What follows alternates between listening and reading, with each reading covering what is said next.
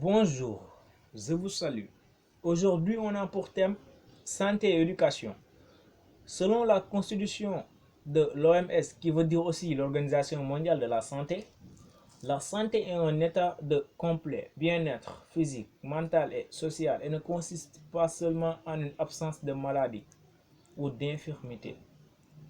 Aujourd'hui, la santé qui s'est proposée sur la maladie COVID-19, très connue au nom de coronavirus, qui est une germe pathogène qui vit dans notre organisme.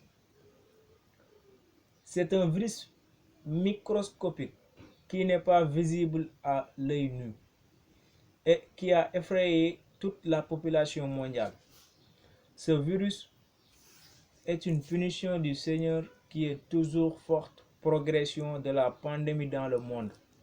Le monde qui est en roue libre depuis 4 mois, la société s'inquiète chaque jour par ses morts. Comment la situation sera-t-elle?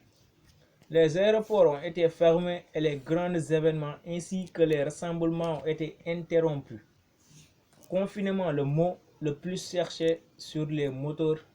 Actuellement, des milliards de personnes sont maintenant confinées chez eux. En guise de solution sur les dangers de ce virus qui s'est largement répandu au monde, nous devons prendre des mesures d'accompagnement. Il faut également veiller à la vente des médicaments et créer des centres médicaux. Je vous laisse à ma chère collègue qui vient vous aborder l'éducation. Merci. Bonjour, je vous salue. Nous allons vous aborder une partie de notre thème concernant l'éducation. Éducation, étymologiquement dit, guider, ordre, vient du mot latin educare, c'est-à-dire développer, faire, produire. L'éducation est l'un des investissements les plus importants qu'un pays peut faire dans son peuple et son avenir.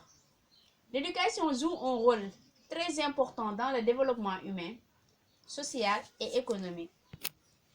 Donc, chaque individu doit bénéficier d'une éducation de qualité.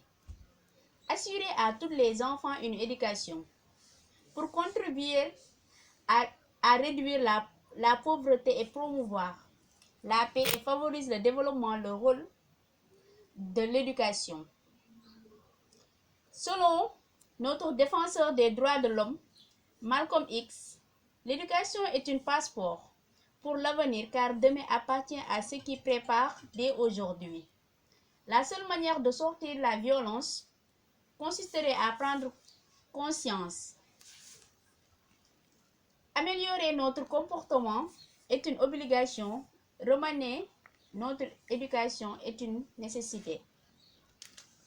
Je vous remercie et nous félicitons aussi le ministère de la Santé Abdoulaye Diouf Sarr.